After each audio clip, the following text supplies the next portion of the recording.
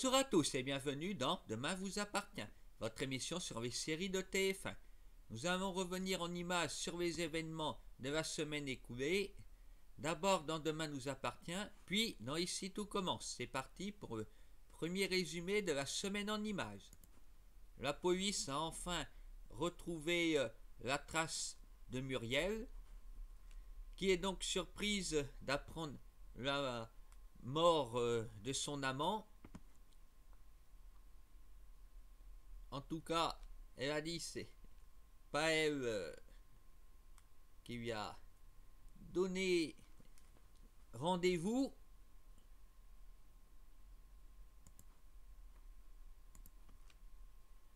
François il est furieux de voir Muriel. Il trouve qu'elle a gâché sa vie. Et oui, puisque c'est donc une connaissance de Chloé qui était la babysitter de ses enfants. Elle a parlé de Vincent et de sa sœur. C'est étrange. Pourquoi elle n'a pas cité le nom de sa sœur?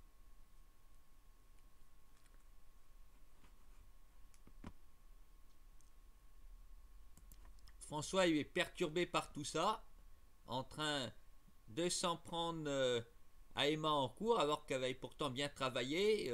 Il n'écoute pas, il n'est pas content qu'elle lui fasse remarquer. Alors, punition, il se retrouve dans le bureau de l'approviseur. La police a découvert que la lettre soi-disant écrite par Muriel, c'est pas elle.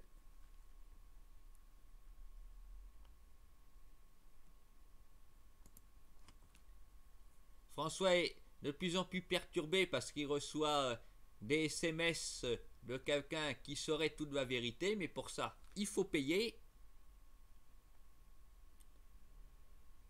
Il va donc aller rencontrer Pujol sur la plage, qui va lui dire que Patrick, le mari de Muriel, aurait donc terrassé son père et emporté dans une voiture. François est furieux, mais heureusement Adam vient le calmer. Patrick de son côté a lui aussi reçu des menaces du maître chanteur. Muriel montre ça à la police et il est arrêté. Et ensuite la police découvre que le maître chanteur est mort. Et ils vont arrêter François. Mais ce n'est pas lui, puisque c'est également un coup de taser qui a tué Pujol. Et nous avons vu dans la dernière séquence de la semaine Mélanie qui s'excusait devant le cadavre en disant qu'elle ne voulait pas. Comme je l'avais supposé la semaine dernière, c'est donc bien Mélanie la coupable. Et j'imagine la fille de Muriel, voilà, Chloé n'a pas cité le nom. La sœur, à mon avis, la sœur c'est Mélanie. Est-ce que c'est elle alors qui a tué l'amant de sa mère?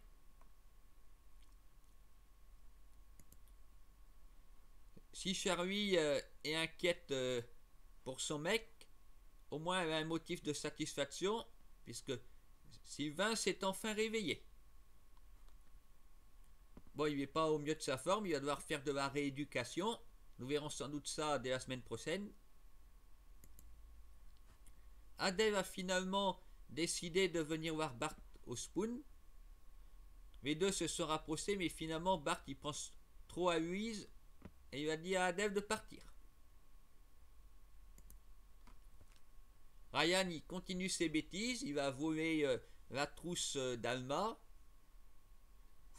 Comme il a vu sa mère au lycée, il pensait qu'elle était convoquée pour ça. Il est venu rendre la trousse contenant des préservatifs. Heureusement pour lui, l'affaire s'est tassée. Il est plus sympa avec Jacques, à qui il va acheter une canne et il aide à s'en servir. Mais par contre, il va refuser de monter chez lui, prétextant un rendez-vous avec un mec.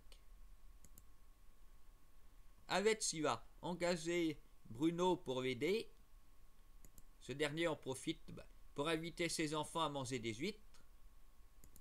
Mais dès que il ne me voit pas, il se jette sur une bouteille d'alcool. Stéphane, il va emmener ses amis faire une randonnée. Ça a été désastreux. Stéphane les a perdus. Ils ont perdu leur pique-nique. Enfin, bravo. Nour qui a mal aux pieds. Ils ont dû passer la nuit à la Belle Étoile. Alors, dès qu'ils ont pu rentrer, direction le Spoon pour bien manger. Et voilà, nous allons à présent passer à la deuxième partie de notre émission. Tessier a accepté d'aider Salomé dans son projet, mais discrètement, il envoie donc des SMS à Gaëtan pour qu'il oriente Salomé. Une stratégie assez curieuse, étant donné que Charlène est elle aussi sur le projet de financement d'Edouard, elle est en compétition avec Salomé. Elle a un projet similaire, mais moins bien. Enfin, toujours est-il que Charlène est en tête. Mais voilà, Salomé vient présenter son plat. C'est une réussite. Et ça ne plaît pas à Tessier, hein, qui est le principal responsable de ça. Pourtant, s'il ne connaissait pas le concept de sa fille, il savait bien qu'elle participait. C'est étrange qu'il ait voulu aider Salomé, et puis après, au dernier moment, marche arrière. Là, pour le coup, Tessier a manqué de lucidité. Résultat, c'est Salomé qui est choisi, Charlène n'est pas contente et elle s'en va.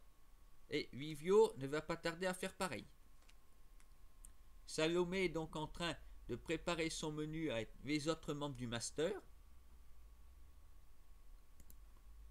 Thomas il est furieux de l'aide apportée par Gaëtan parce que il est jaloux. Il a bien compris qu'il veut séduire Salomé. Mais pour le moment, ça n'est pas fait.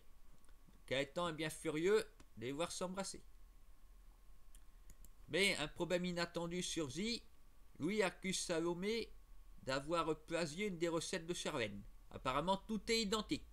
Alors on se demande, à moins que Charlène ait copié une des recettes de son père, une recette qui est destinée à Salomé.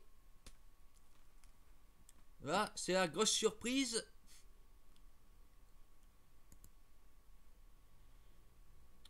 Théo a appris aux élèves à préparer le fameux dessert avec lequel il va remporter le championnat des chefs. La brigade a réussi à préparer des crêpes en urgence parce qu'il y avait une bactérie. À cette occasion, Samia a reparlé de sa famille mais a donné une version différente.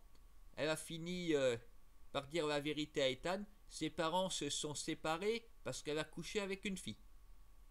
Bon, une information intéressante. Ethan a dit ça change rien. Ben si, peut-être qu'elle en aura marre de lui et qu'une des filles de l'institut, elle va se mettre en couple avec elle. Alors qui? Ses deux meilleurs amis, peut-être Bibi ou Vic. Bon, normalement avec Vic elle est fâchée, mais sait-on jamais. Ou une fille d'une autre classe, comme Jasmine qui les supervise, ou quelqu'un d'autre, ou une prof. Nous verrons bien. Il y a plein de possibilités. En tout cas, Bibi a finalement compris que Lucas joue double jeu, qu'il est toujours avec Virginie. Elle a contacté pour la prévenir de ce qu'il fait. Elle a rompu avec lui. La chef Vaton est arrivée à l'institut pour donner des cours. Laetitia doit donc réussir à faire diversion pour ne pas qu'elle comprenne que c'est Lionel qui a utilisé son nom. Alors, dès que le projet est évoqué, elle se met à tousser. Elle va ensuite partir faire l'amour avec Landiras afin de l'éloigner de Vaton. Mais ce n'est que peine perdue, puisque au détour d'une conversation avec Lustrac, elle va comprendre que c'est Lionel qui a usurpé son identité. Mais elle va lui pardonner en découvrant sa cuisine et décider de s'associer avec lui. Lionel a tout de même une petite punition de la part d'Antoine. Il doit s'occuper du potager, apparemment pour toujours, puisque Suleiman s'en va, sauf qu'en voyant comment Lionel est incompétent dans l'affaire, Suleiman a décidé de rester, et c'est tant mieux. Voilà, alors, une semaine où il y a encore plein de questions sans réponse. Nous verrons bien si le père de François est vivant ou non, si c'est Mélanie la coupable, et sinon, qu'est-ce que c'est que cette histoire de recette de Charlène? Pour le savoir, soyez demain sur TF1 et rendez-vous ici même le week-end prochain pour une nouvelle analyse.